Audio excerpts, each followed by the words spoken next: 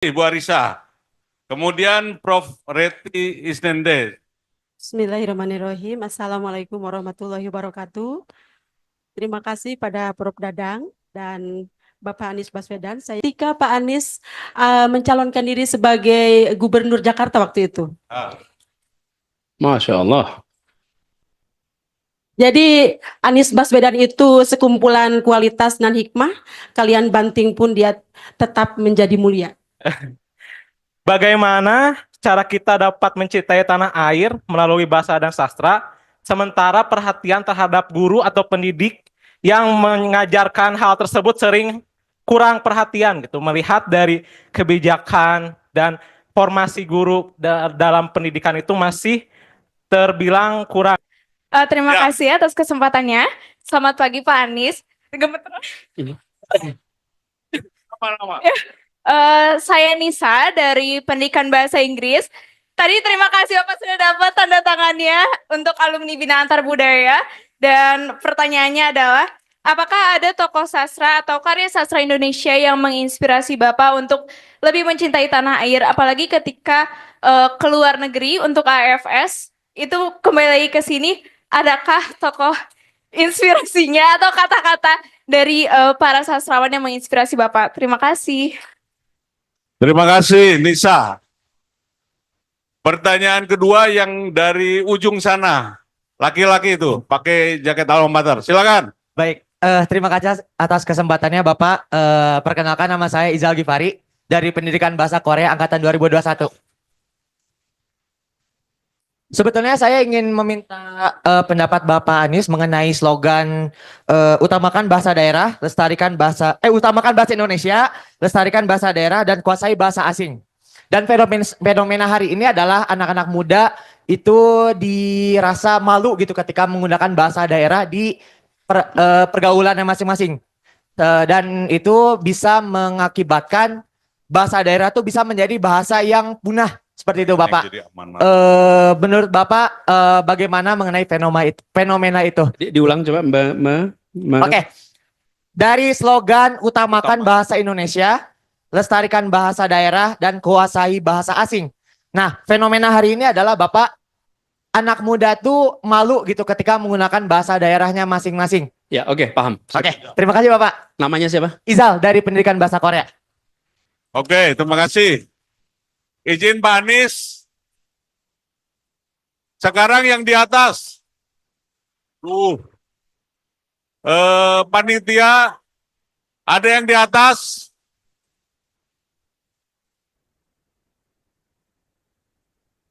Mikrofonnya ada di atas? Baik. Yang mana Pak? Ini yang karena yang menulis besar tulisan Pak Anies we love you. Nah itu saya pilih. Siapa itu ya? Yang ini sebelah. Satu laki yang baju hitam belakang. Ya. Silakan.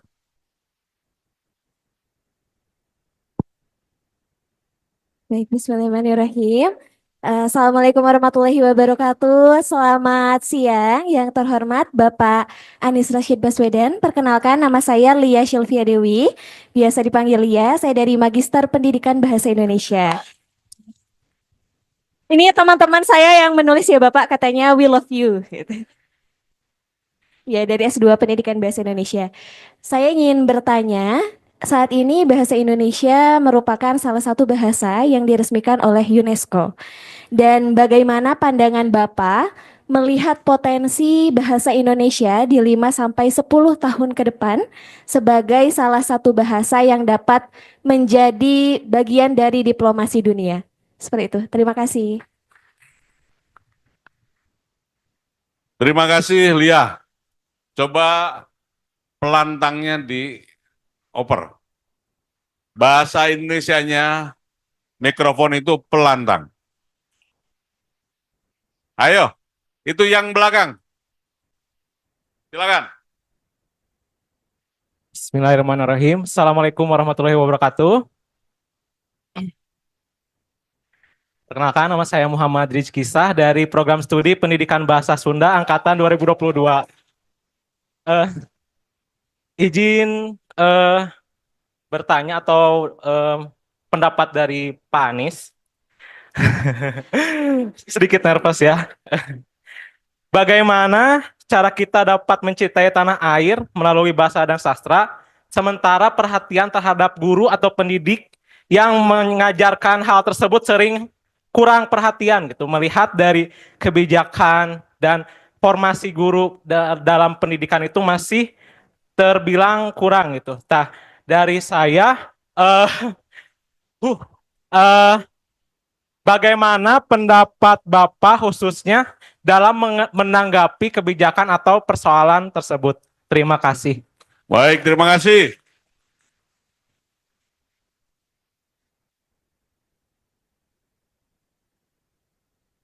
Mbak Lia, tadi itu pertanyaannya tentang bahasa Indonesia sekarang menjadi bagaimana pengembangan ke depan kira-kira.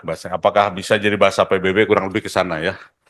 Baik, Ya, Pak oke. Anies izin saya ambil dari puluhan pertanyaan di Zoom. Ini salah satu pertanyaannya kami ambil sebagai sampel saja ya, mewakili hampir 1.000 peserta yang melalui Zoom. Nah, pertanyaannya Pak Anies yang di Zoom ini sampel kita ambil pertanyaannya. Bagaimana membuat bangsa Indonesia, terutama generasi muda, bangga menggunakan bahasa Indonesia? Itu Pak. Tadi saya lupa yang bertanya namanya siapa itu karena saking banyaknya. Tapi pertanyaannya itu. Baik, ini ada 5 pertanyaan. Apa perlu saya Ya, oke. ulang lagi Pak? Cukup, Oke, siap. ya. Mudah-mudahan. Ya. Nanti kalau ada yang kelewatan, Pak Dadang ingetin, Pak Dadang. Siap. Ya. Jadi, ini salah satu forum yang sangat menarik. Kenapa? Karena pas sesi tanya jawab, tanyanya banyak sekali. Iya kan? Bapak Ibu dosen paling rumit Bapak Ibu dosen kalau di kelas udah selesai ada yang mau tanya, diem semua. Gitu. Terus dosennya mulai menatap, ngasih uang ditatap, menunduk. Bener gak tuh? Iya, menghindari eye contact gitu kan. Karena kalau ada kontak mata bisa ditanya nantinya kan. Nah, itu. Iya, saya pernah jadi dua-duanya. Nah, gini, ada beberapa pertanyaan menarik nih di sini. Tapi saya mulai dengan tadi pengembangan Lia ya tanya tadi. Itu PR kita. Ketika bahasa Indonesia disandingkan dengan bahasa-bahasa lain di dunia, mereka tanya lemanya berapa. Dan ketika ditanya lemanya berapa, lalu bagaimana kita bisa mengatakan ini layak? Teman-teman sekalian, kalau kirim foto, ada yang reguler, ada yang HD kan? HD itu artinya apa? Ya, artinya jumlah titik warnanya lebih banyak. Jadi seperti layar ini, semakin luas, semakin banyak titiknya, semakin mencerminkan kenyataan. Betul tidak? Nah, bahasa begitu. Semakin banyak lemanya, semakin dia bisa mengungkapkan pikiran. Semakin dia bisa mengungkapkan imajinasi. Semakin dia bisa mengungkapkan observasi kita. Karena itulah kekayaan itu mendasar sekali supaya kita bisa berdiri tegak dengan yang lain-lain. Jadi ini pada hari ini, alhamdulillah kita dalam waktu yang singkat kemarin sudah berhasil melompat menjadi 119. Jadi kita kebut terus nih. Kalau bisa jadi 200.000, 250.000, 300.000, kita bisa ke sana. Kenapa? Karena kekayaan bahasa daerah kita yang luar biasa. Kalau tidak salah, tadi yang saya tanya kata jatuh itu, dalam bahasa Sunda itu kalau tidak salah 24 lema untuk kata jatuh. Tergantung sebab dan hasil. Betul kan? Betul ya, misalnya? Iya. Nah ini kita melihat ini seperti unik. Tapi sebetulnya inilah kekayaan kita, apalagi yang lain-lain. Tadi Pak Prof. Dadang menunjukkan bagaimana kita menyebut, apa Pak alatnya namanya Pak? Melantang. Jadi, Bapak sekalian banyak sekali. Jadi, menurut saya gini, dorong pengembangan itu ya, supaya kita bisa setara dengan bahasa-bahasa yang lain. Lalu, Eh, tentang guru bahasa, saya rasa semua guru perlu perhatian soal kesejahteraan yang sangat serius. Bukan hanya guru bahasa dan sastra. Tapi saya ingin berpesan kepada guru bahasa dan sastra, jadilah guru bahasa sastra yang menyenangkan. Karena seseorang siswa itu suka pelajaran bukan karena bukunya, tapi karena gurunya, gurunya. Banyak yang tidak suka pelajaran matematika, tidak suka pelajaran fisika. Kenapa? Ya pokoknya harus jadi guru yang menyenangkan dah ini, yang pada sekolah di sini ya. Jadi bahasa dan sastra juga begitu. Jadilah guru bahasa dan sastra yang kreatif, yang inovatif. Tapi kesejahteraan, gini, kalau negara memikirkan kesejahteraan guru, maka guru memikirkan pembelajaran bagi siswa. Sederhana sekali. Kemudian tadi Bung Izal ya, mengutamakan bahasa Indonesia, melestarikan bahasa daerah, dan menguasai bahasa. Kalau saya boleh usul, diksi ini diubah dikit, walaupun ini undang-undang. Bagi apa? Mengembangkan bahasa Indonesia. Karena bahasa Indonesia harus dikembangkan. Jangan hanya mengutamakan, harus dikembangkan. Kita mengutamakan penggunaan bahasa Indonesia, tapi bahasanya tidak diperkaya, sama aja. Sama dengan bahasa daerah. Bahasa daerah dilestarikan juga baik. Tapi kalau dilestarikan, seakan dia warisan masa lalu saja. Maka budaya dan bahasa bukan hanya dilestarikan, dikembangkan. Bahasa daerah juga dikembangkan. Nah, yang ketiga, menguasai bahasa, saya usul menguasai bahasa antar bangsa. Apa bedanya bahasa asing dengan bahasa antar bangsa? Kalau bahasa asing itu bukan bahasa kita.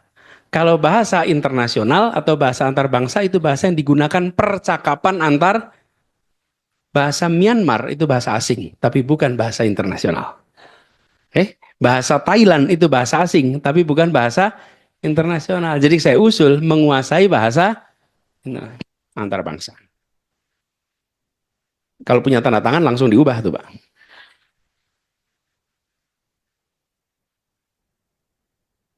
Lalu ada pertanyaan tentang siapa penulis-penulis yang apa ya menginspirasi. Kalau boleh saya sampaikan, ketika masa tumbuh berkembang, saya suka dengan tulisan-tulisan yang klasik. Tulisan klasik itu saya baca.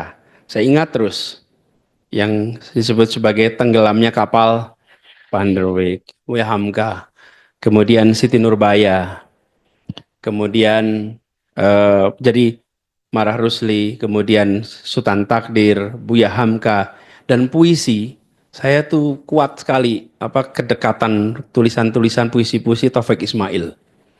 Taufik Ismail itu menginspirasi, dan ini pengalaman ketika pertukaran pelajar. Saya pertukaran pelajar SMA ke Amerika. Pulangnya dijemput oleh Taufik Ismail. Ya. Lalu kami 20, kalau tidak salah 27 anak SMA dari Indonesia. Pulangnya dijemput oleh Pak Taufik Ismail. Kami jemput Kak Taufik. Di perjalanan pulang, beliau minta kepada kita semua yang ada dalam pesawat itu untuk menulis puisi tiap siswa itu. Saya nulis puisinya di situ, par perjalanan pulang. Dan puisi-puisi Taufik Ismail itu menginspirasi terus. Nah, ini sekarang sedang ramai Gaza. Teman-teman nanti boleh habis ini Google puisi judulnya Palestina, Bagaimana Bisa Aku Melupakanmu. Anda baca puisi itu. Itu kalau baca puisi itu, bulu kuduk kita berdiri. Itu dahsyat puisinya. Lalu saya, kalau yang lebih kekinian, MH Ainun Najib, saya menyukai. Kemudian Rendra, dan yang era-era kini, Oki Madasari, saya suka. Ini sastrawan, tapi sejarawan, tapi novelis, Salim Filah, saya suka. Kemudian Di Lestari, Ayu Utami, Ahmad Fuadi, siapa lagi ya nama-nama, Leila Khudori, Eka Kurniawan. Itulah kira-kira teman-teman. Jadi kita, dan sebagian karya-karya itu ini kontroversial. Tapi itulah karya imajinasi, dia memantik percakapan. Jadi beneran saya baca sastra itu. Gitu. Jadi ini bukan sastra itu menumbuhkan betul-betul imajinasi. Terjawab semua ya, Prof. Dadang? Oh, Zoom tadi apa, Pak Dadang?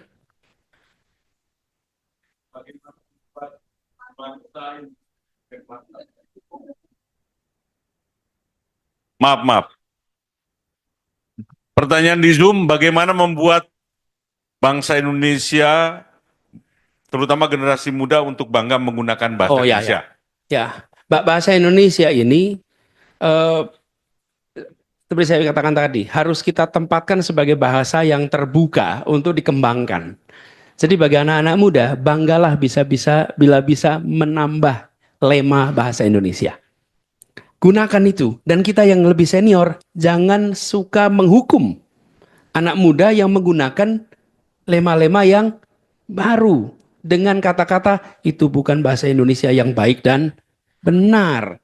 Tapi izinkan mereka tumbuh. Jadi bahasa Indonesia jadi dicintai karena saya menjadi bagian dari yang memiliki. Saya bisa menambah diksinya. Bukan hanya penerima warisan bahasa, tapi pengembang bahasa. Menurut saya itu salah satu cara untuk kita bisa bangga mencintai bahasa Indonesia kita. Dan dahsyat loh Ibu Bapak sekalian bahasa Indonesia itu. Jadi sekali lagi, dia bukan hanya sebagai alat komunikasi, dia ekspresi identitas. Dan dia hasil persenyawaan. Persenyawaan yang luar biasa dahsyat. Jadi buat teman-teman muda, bersyukurlah itu. Saya rasa terjawab ya, Pak. Terjawab, Pak. Terima kasih, tepuk tangan untuk semua jawaban hebatnya ini. Nah,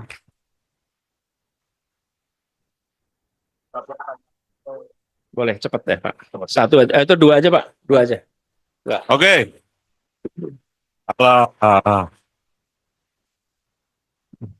Baik, Pak Anies, meskipun waktunya mepet, berkenan membuka termin kedua, tapi dengan 2 pertanyaan saja. Nah ini dari tadi kan mahasiswa terus. Saya nanti minta 1 mahasiswa dan 1 dosen. Mana yang dosennya mana?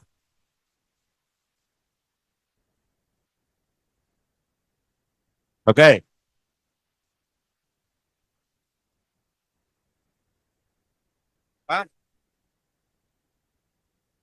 Oke. Yang dosennya dulu.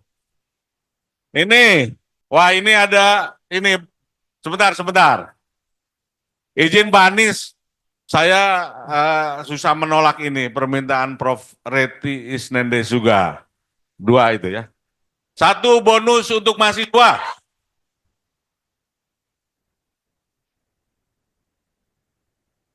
Itu udah ibu-ibu yang pakai kopiah. Wah. Ini karena waktu, mohon jawabannya, pertanyaannya cepat-cepat ya. Silakan, Ya, Bu Arisa.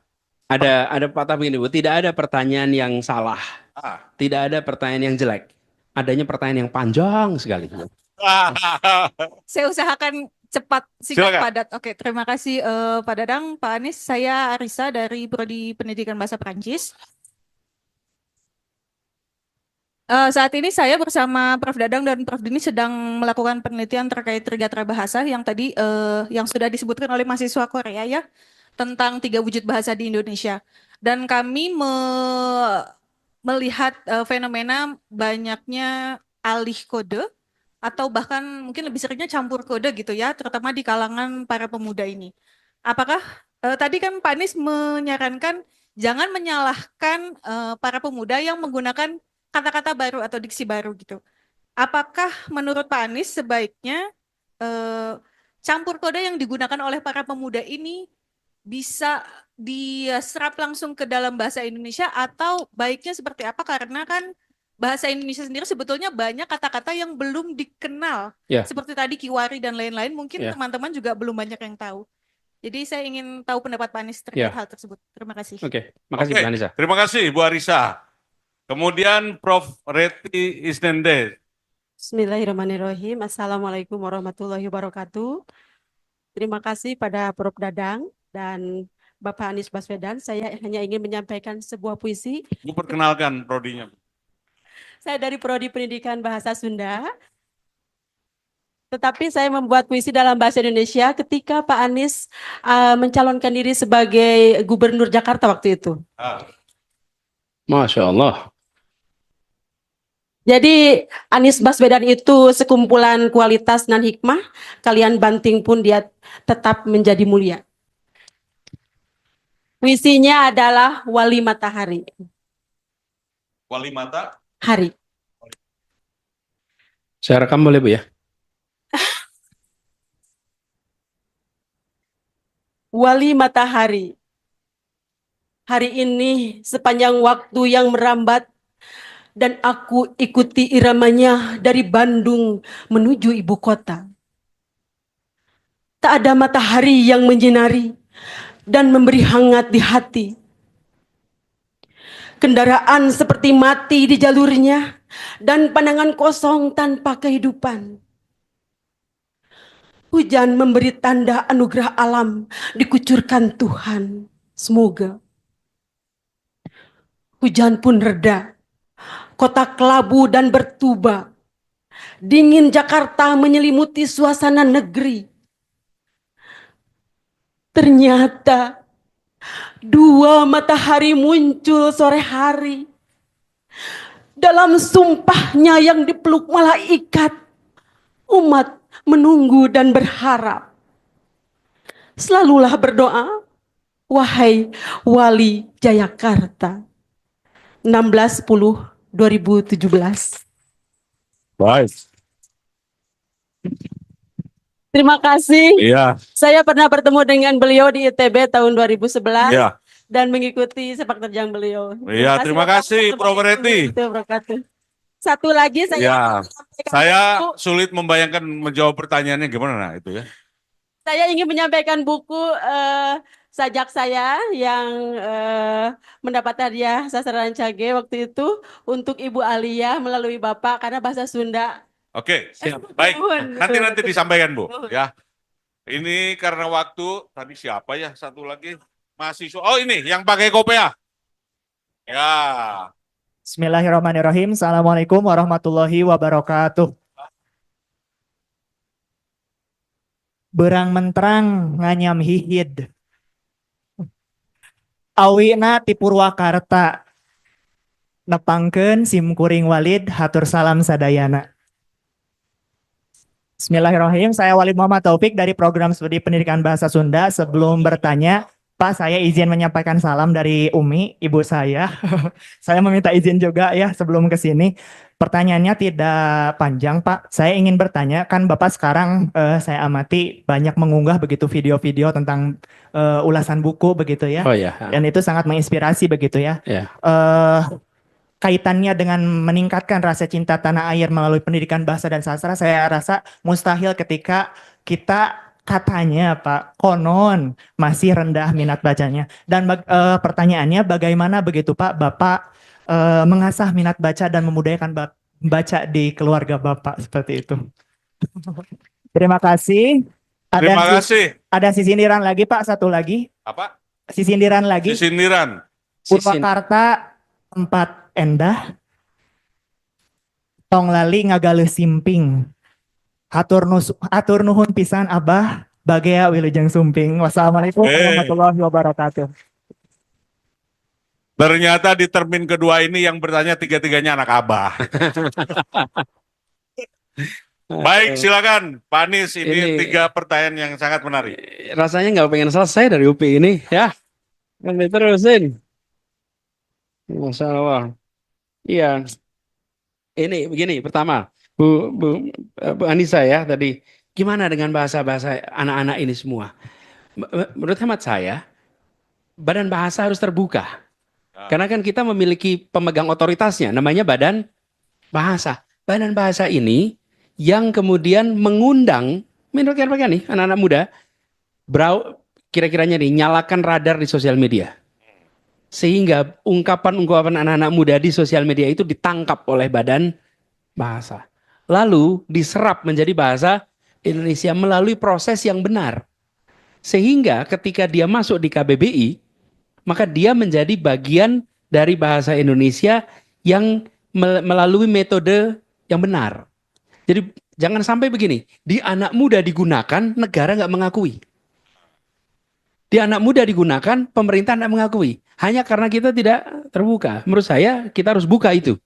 Nah, karena ada prosesnya, ada metodenya, maka insya Allah hasilnya bisa dipertanggungjawabkan.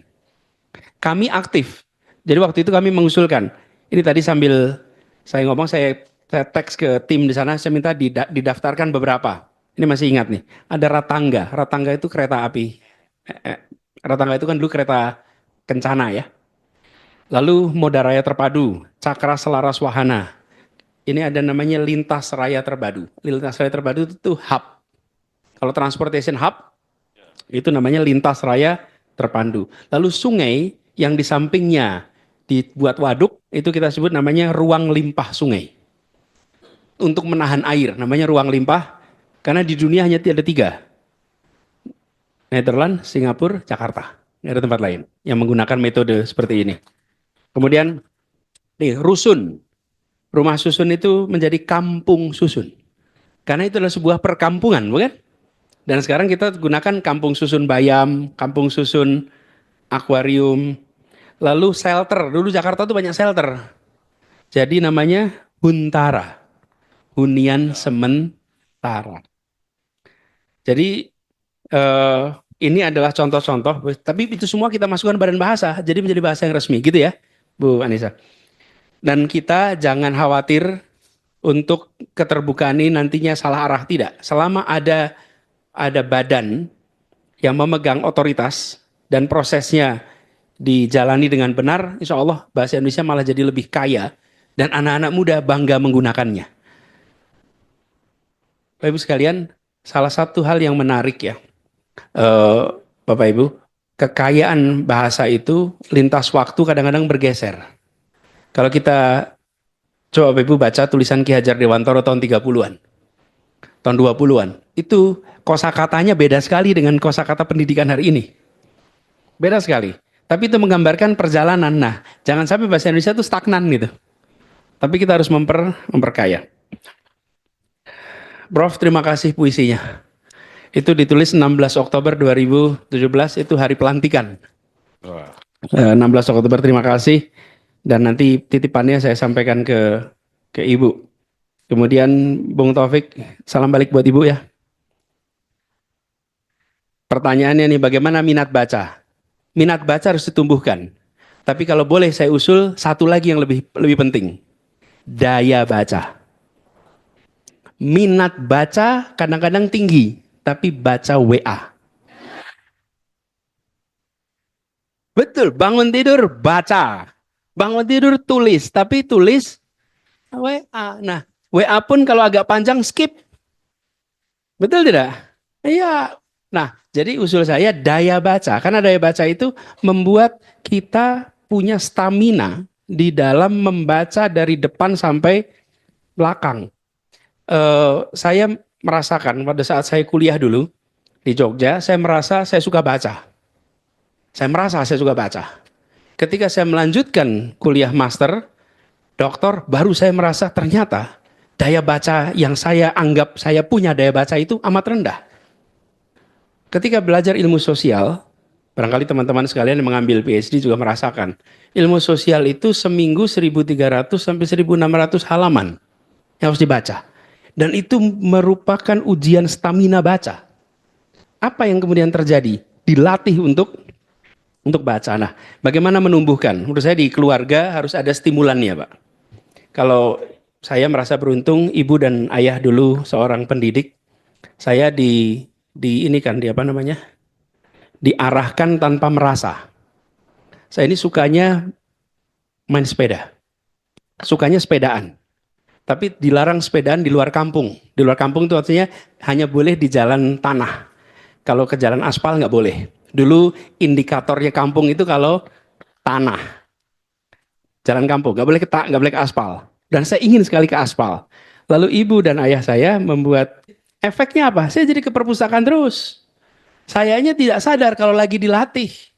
Tapi nggak sadar. Ini kan yang saya sebut tadi, diarahkan tanpa merasa diarahkan. Akhirnya saya biasa pinjam buku, biasa baca buku. Tapi kalau saya dulu bilang, Nis, kamu suka baca buku ya? Baca buku itu penting, baca buku itu masa depan. Barangkali saya nggak ngerjain juga. Nggak ngerjain juga karena itu tadi. Yang kedua, berikan kebebasan untuk membaca. Jangan bacaan itu ditentukan oleh orang tua, tapi biarkan anak-anak membaca yang disukai. Menurut saya hari ini banyak sekali teknik-teknik yang bisa dipakai, tapi yang penting biasakan. Taruh buku di ruang tengah rumah, buku apa saja, taruh buku di situ. Biarkan nanti mereka, anak-anak itu tanpa sengaja baca. Taruh majalah di ruang tengah, nanti mereka baca.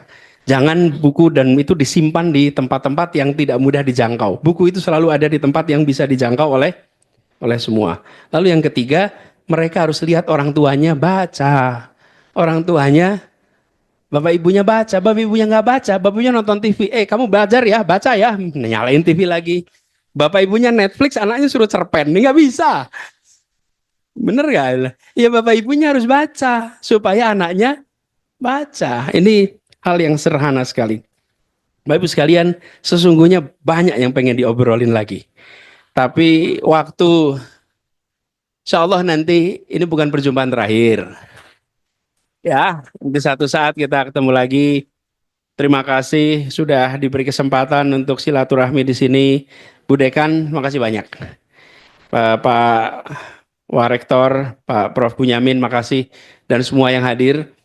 Saya merasa bersyukur bisa tukar pikiran di sini. Dan doakan, kita saling mendoakan supaya satu, UPI makin maju. Amin. Mahasiswa di sini nantinya menjadi mahasiswa yang membanggakan UPI.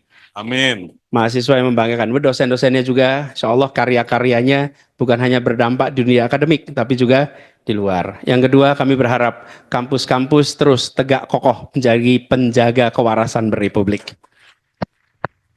Kampus-kampus terus menjadi tempat berkembangnya pemberani-pemberani. Karena dari kampuslah pemberani-pemberani itu tumbuh dan berkembang. Dan insya Allah kita semua sehat. Ketemu lagi di sesi-sesi berikutnya ya. Terima kasih. Amin. Assalamualaikum warahmatullahi wabarakatuh.